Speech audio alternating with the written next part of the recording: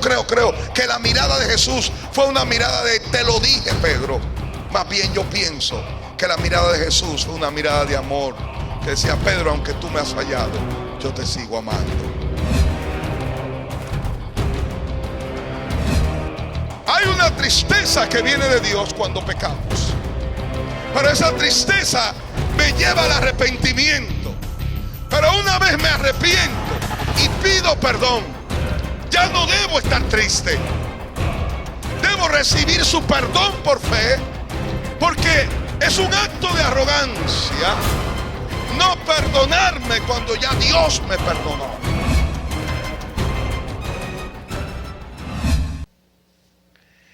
Nosotros los cristianos, por lo general, hablamos de las grandes victorias. Hablamos de la conquista de Canaán por Josué. Hablamos de la caída de los muros de Jericó. Hablamos de cuando ese pequeño rey ungido David venció a Goliat. Momentos de gloria. Por lo regular también hablamos acerca de cómo Dios liberó poderosamente a Israel de Egipto. Siempre hablamos de sus grandes victorias. Pero yo quiero en esta noche hablar acerca de lo que ocurre en el corazón de un siervo de Dios o de un hijo de Dios después que ha traspasado una gran derrota. ¿Qué pasa si David no se hubiese envalentonado y hubiese dejado ir a Goliat? ¿Qué pasa si los muros de Jericó no hubiesen caído porque Josué no hubiese obedecido la voz del Señor? Yo creo que a veces, si vamos a mirar nuestras vidas, veremos que en nuestras vidas hay una serie de éxitos y de fracasos. Se nos prepara para el éxito, pero nunca se nos ha preparado para el fracaso. Y se nos habla mucho de que somos vencedores. Y es verdad, en Cristo somos vencedores, porque Cristo venció por nosotros. Y aún nuestros pecados en la cruz son perdonados. Pero se nos ha preparado psicológicamente para enfrentar los fracasos. Se nos ha preparado para poder enfrentar los momentos en que Dios no contesta afirmativamente tu oración. Entonces, como pastor, para mí es sencillo y es glorioso ver cuando un alma se salva, cuando un enfermo se sana. Pero cuando alguien me dice: pastor, me divorcio, o cuando alguien me dice: ¿qué pasó con Juancito? O Juancito tiene 2 meses que no viene a la iglesia, creo que está en el mundo. ¿Qué pasa por el corazón de un pastor cuando ha trabajado y sus esfuerzos no han llegado a lo que se ha esperado? Yo quiero leer la historia de un hombre que tuvo un aparente fracaso, porque en Cristo no hay fracasos. Dios va a revertir tus fracasos en grandes victorias. En el libro de Juan, capítulo 21, dice la palabra: ya Jesús había resucitado, ya Jesús había muerto en la cruz, y a él se le había aparecido a los discípulos varias veces. Y dice: después de esto, Jesús se manifestó otra vez a sus discípulos, junto al mar de Tiberias, el mar de Galilea, el mar de Nazaret, como usted lo quiera llamar. Y se manifestó de esta manera: estando juntos Simón Pedro, Tomás llamado el Dídimo o el gemelo, Natanael el de Caná de Galilea, los hijos de Zebedeo y otros 2 de sus discípulos, 7 en total.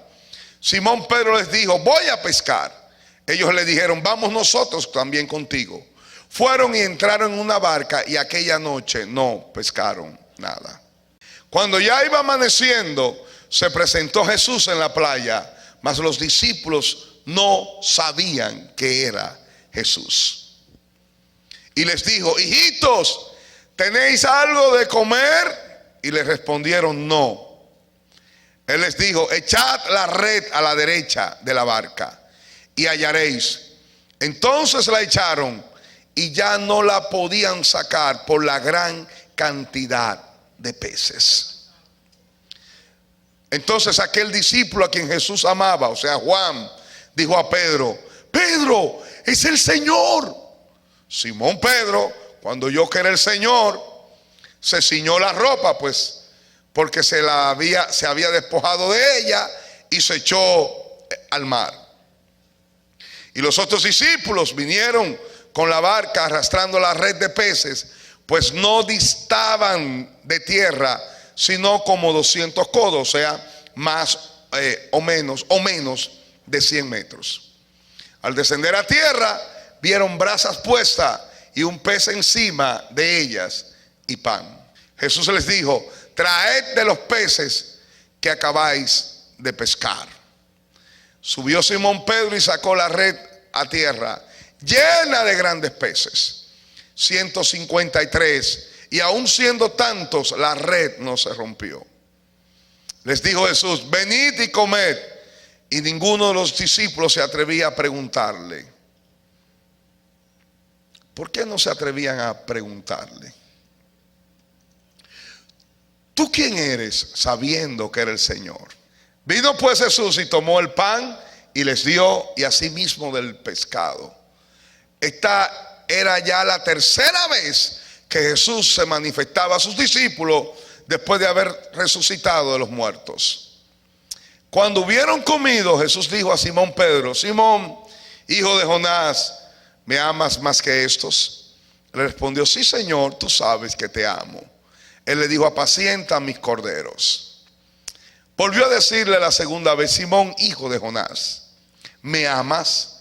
Pedro le respondió: sí, Señor, tú sabes que te amo. Pastorea mis ovejas.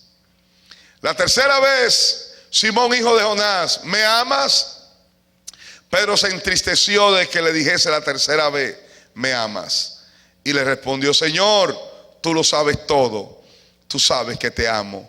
Jesús le dijo: apacienta mis ovejas. Amén y amén. Gloria al Señor. Ellos no se atrevían a preguntarle por qué. Pedro les dijo a los discípulos, a algunos de ellos: voy a pescar. Y ellos le acompañaron. Yo quiero recordarles que de la pesca lo sacó el Señor, del mismo lugar, del lago de Genesaret.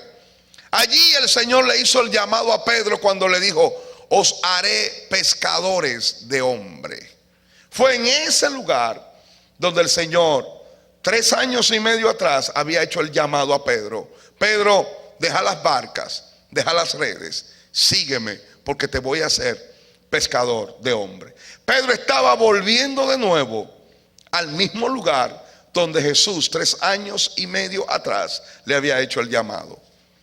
Cuando leemos en el libro de Hechos capítulo 1 verso 4, nos damos cuenta que cuando Jesús se le aparece a los discípulos, Jesús le da una orden. Hechos capítulo 1 verso 4, Él dijo: y estando juntos, les mandó que no se fueran de Jerusalén, sino que esperasen la promesa del Padre, la cual le dijo: oísteis de mí. ¿Qué promesa? La venida del Espíritu Santo. Él le dio una orden: no salgan de Jerusalén. Pero Pedro dijo: vámonos, me voy de Jerusalén porque voy a pescar. Y algunos de ellos le dijeron: te acompañamos. Noten por favor, la pregunta, volviendo hacia atrás, es: ¿por qué Pedro hizo caso omiso a la orden de Jesús? No creo que lo que había en el corazón de Pedro era rebeldía. No lo creo. Jesús había dicho, tanto en Lucas como en Hechos, habla de que el Señor había dado instrucciones: no salgan de Jerusalén. Jesús muere en la Pascua y había que esperar 50 días para la fiesta del Pentecostés, que era el momento asignado en la mente y en la soberanía de Dios para derramar su Espíritu Santo sobre la iglesia en el aposento alto. No salgan de Jerusalén hasta que sean investidos del poder de lo alto. Pero Pedro dijo: me iré a pescar, me iré de Jerusalén, iré al norte, a Galilea, a pescar. ¿Por qué Pedro lo hizo? No creo que fue por una actitud de rebeldía. Pienso que lo que había en el corazón de Pedro era un sentimiento profundo de una culpabilidad amarga. Pedro había negado a Jesús. Y esto estoy hablando de mi parte. Pedro había negado a Jesús 3 veces. Las amarguras producen que nosotros nos sintamos que no somos los indicados para los llamados del Señor. El remordimiento que pasa cuando le fallamos a Dios. El Pedro que le había dicho: Señor, aunque todos te negaran, yo no te negaré. Fue aquel quien pocos días después estaba negándole 3 veces en la casa del sumo sacerdote.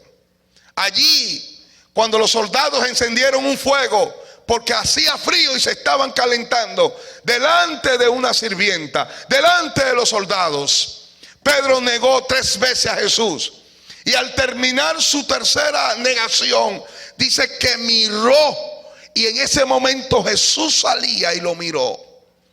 Las miradas, creo que la mirada de Jesús fue una mirada de te lo dije, Pedro.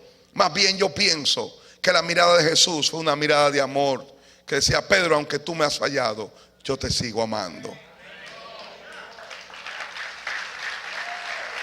La verdad es que Pedro salió y dice que lloró amargamente. La culpabilidad, dicen los psicólogos, que vienen a causa, viene a causa de 2 transgresiones: por acción o por omisión. Muchas personas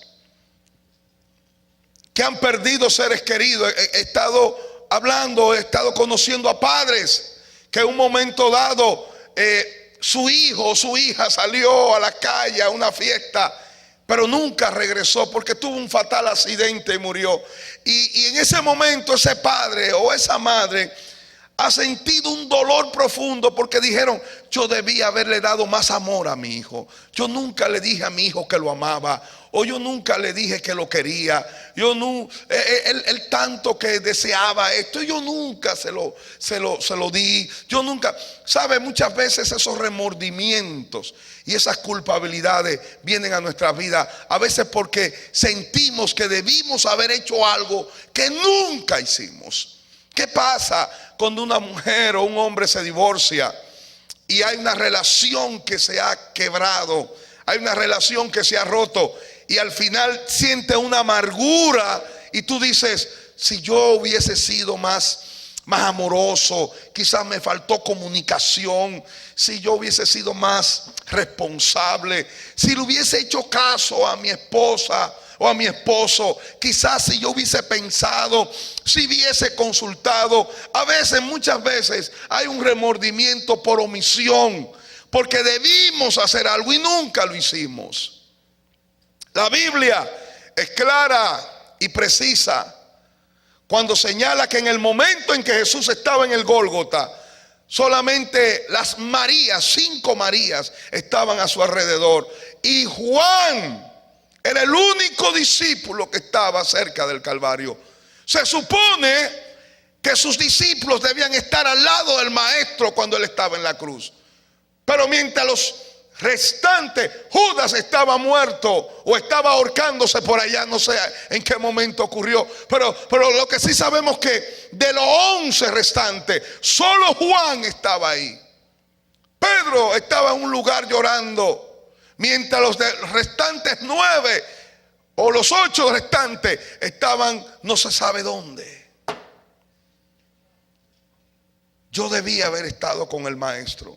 Quizás si el maestro me hubiese visto en su momento de mayor dolor, quizás un poco de consuelo, quizás decirle: maestro, estoy aquí contigo mientras los fariseos vociferan y tus enemigos se burlan de ti, te escarnecen. Yo quiero decirle que te amo, yo quiero decirte que estoy agradecido por todo lo que tú hiciste. Yo me pregunto, ¿dónde están todas esas personas que fueron bendecidas por el ministerio de Jesús? ¿Dónde están los ciegos que vieron, los leprosos que fueron limpiados? ¿Dónde están los paralíticos que caminaron? ¿Dónde están los muertos que resucitaron? ¿Dónde estaban sus familiares en el momento en que todo el mundo lo acusaba y lo escarnecía? ¿Dónde estaban ellos para decirle: él está muriendo, pero él es un hombre justo, él es bueno, él es recto? Todos gritaban y se burlaban, mientras nadie parece que estaba ahí para defender a Jesús. ¿Qué pasa cuando las personas se mueren y sentimos esto aquí? Remordimiento, culpabilidad. Si yo tuviese una computadora especial para borrarle el disco duro a la gente y sacar de su mente y de su alma, venga, para descodificar algo en el cerebro y borrarle, como decía un predicador, borrarle todos esos sentimientos, yo sería multimillonario en dólares. Venga, pastor, bórreme todo lo que está aquí adentro, bórreme todas mis amarguras, bórreme esos recuerdos.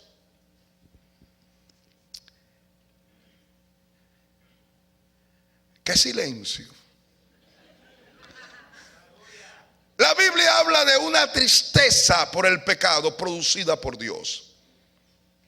En el libro de Primera de Corintios, Segunda de Corintios, capítulo 7, verso 9, habla de dos tristezas. Una tristeza que la produce Dios para arrepentimiento y una tristeza que lo produce el mundo para muerte. Ahora me gozo. La carta de Primera de Corintios fue una carta fuerte, fue una carta de reprensión, fue una carta para llamar la atención, para reconvenirles a los de Corintios, para que se arrepintiesen de sus pecados, de sus celos, de sus contiendas, de sus carnalidades. Pero ya cuando Pablo escribe Segunda de Corintios, ha recibido un informe favorable de que su carta ha tenido una buena acogida y que los de Corintios se han arrepentido. Ahora me gozo, dice Pablo, no porque haya sido contristado, sino porque fuisteis contristados para arrepentimiento, porque habéis sido contristados según Dios, para que ninguna pérdida padecieseis por nuestra parte. Porque la tristeza que según Dios produce arrepentimiento para salvación, de que no hay que arrepentirse, pero la tristeza del mundo produce muerte. Hay una tristeza que viene de Dios cuando pecamos, pero esa tristeza me lleva al arrepentimiento. Pero una vez me arrepiento y pido perdón, ya no debo estar triste. Debo recibir su perdón por fe, porque es un acto de arrogancia no perdonarme cuando ya Dios me perdonó. Pero una vez recibo su perdón, ya no tengo que estar más triste, sino aprender de mis errores y seguir hacia adelante. La tristeza que viene después del perdón es una tristeza diabólica y del mundo. En el libro de Segunda de Corintios, capítulo 2, verso 5, no sé si se recuerdan que en el libro de Primera de Corintios, Pablo juzga y llama y reconviene a los de Corintios acerca de un joven que estaba viviendo con su madrastra. Y Pablo dice: yo presente en el Espíritu, entrego este cuerpo, ese joven, en las manos de Satanás, para que su cuerpo sea destruido, pero que su alma se salve. Pero si alguno me ha causado tristeza, hablaba del joven, no me la ha causado a mí solo, sino en cierto modo, por no exagerar, a todos vosotros. le basta a tal persona esta reprensión hecha por muchos. Así que, al contrario, vosotros más bien debéis perdonarle y consolarle para que no sea consumido de demasiada tristeza. En otras palabras, el joven fue reprendido, fue expulsado de la iglesia, pero Pablo ahora le dice: señores, ya él se arrepintió, ya él dio fruto de arrepentimiento, ahora por favor recíbanlo, no sea que la tristeza lo consuma.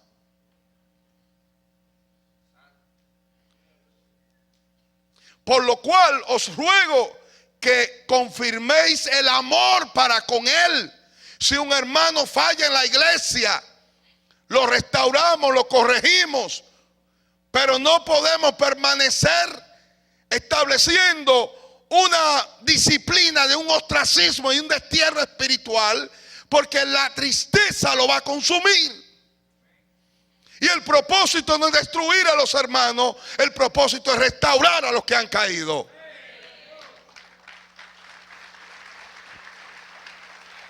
Porque también para este fin os escribí, para tener la prueba de si vosotros sois obedientes en todo. Verso 10. Y al que vosotros perdonáis, yo también, porque también yo lo he perdonado. Si algo he perdonado, por vosotros lo he hecho en presencia de Cristo. Verso 11. Para que Satanás no gane ventaja alguna sobre nosotros, pues no ignoramos sus maquinaciones. La maquinación del enemigo es producir una tristeza eternizada por nuestro pecado. Hay una tristeza que viene de Dios, pero hay una tristeza que no viene de Dios. ¿Qué pasaba con Pedro? Pedro sentía una culpabilidad por omisión y por acción. Él había negado a Jesús, pero él tampoco había estado en los momentos más difíciles del maestro. Pedro es un hombre que tiene una promesa de Dios. Pedro es un hombre a quien Jesús le dijo: Pedro, eso cuando Jesús le preguntó a Pedro: ¿quién dicen ustedes que yo soy? Él le dijo: tú eres el Cristo, el Hijo de Dios viviente. Y Jesús le dijo: Pedro, eso no te lo reveló carne ni sangre, sino mi Padre que está en el cielo. Y tú no te llamas, y tú te llamas Simón, mas yo digo ahora tu nombre es Pedro, Petro, piedra pequeña. Y sobre esta Petra, sobre esta confesión de fe, edificaré mi iglesia, y a ti te daré las llaves del reino. A Pedro se le entregó las llaves del reino. Tenía una palabra de Dios, una promesa de Dios de que Pedro tendría las llaves del reino. ¿Qué es las llaves del reino? No significa que cuando usted se muera, usted va a ir al cielo y va a encontrar a Pedro con una llave. Cuando yo llego a mi casa, como yo soy que tengo la llave de la puerta, todos en mi familia, en mi casa, lo primero que hace es que se echan a un lado para darme el paso. Porque yo soy el que abro la puerta porque tengo la llave. Tener la llave significa aperturar, el iniciador, el innovador. Pedro fue el primero, después que el Espíritu Santo descendió en el día del Pentecostés, donde nace la iglesia, el primero que predicó un mensaje de la cruz de Cristo y del poder de la muerte y la resurrección de Jesús fue Pedro. El primero que sufrió persecución por causa de Cristo fue Pedro. Y el primero que le predicó a los gentiles en la casa de Cornelio fue Pedro. Y esto me trae a la memoria la famosa pesca milagrosa 3 años y medio antes, donde Pedro estaba remendando las redes porque se había pasado toda una noche sin pescar nada. Lo mismo ocurre, toda la noche y no pescaron nada.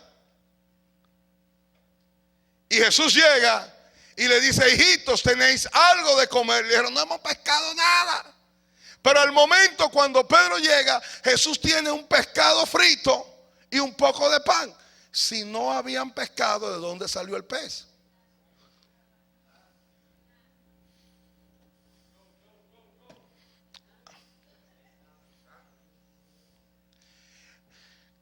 En aquella ocasión, Jesús le dijo, boga mar adentro. En aquella ocasión no fue necesario bogar mar adentro. Pescaron en la orilla a menos, ¿cuántos codos eran? 200 codos, menos de 100 metros. Estaban cerca. En aquella ocasión las redes se rompían. En esta ocasión las redes no se rompieron. En aquella ocasión Jesús tuvo que entrar en la barca. En esta ocasión Jesús ya no tuvo que entrar en la barca. Esto tiene un significado muy importante. La pesca representa la captación y la captación de almas para Cristo. Nosotros estamos llamados a evangelizar y predicar el mensaje de Jesús. Un mensaje de arrepentimiento, de perdón de pecados, llamar a la multitud a arrepentirse y convertirse. Es el Espíritu Santo quien hace la obra, pero nosotros estamos llamados a predicar el evangelio. Id por todas las naciones y haced discípulos. La pesca representa la captación de vidas para Cristo. Estamos llamados a lanzar la red, pero la pesca la realiza el Señor. Nosotros estamos llamados a lanzar la red. En aquella ocasión, antes, cuando Jesús llamó a Pedro, Jesús tuvo que entrar a la barca. Pero ya en esta ocasión ya Jesús no estaba físicamente con ellos. Ya ahora Jesús iba a ascender a los cielos. Ya la barca no tendría la presencia literal, física de Jesús. Ya nosotros tenemos que aprender a pescar sin ver a Jesús literalmente. Él está con nosotros mediante su Espíritu Santo y a nosotros nos corresponde hacer la pesca.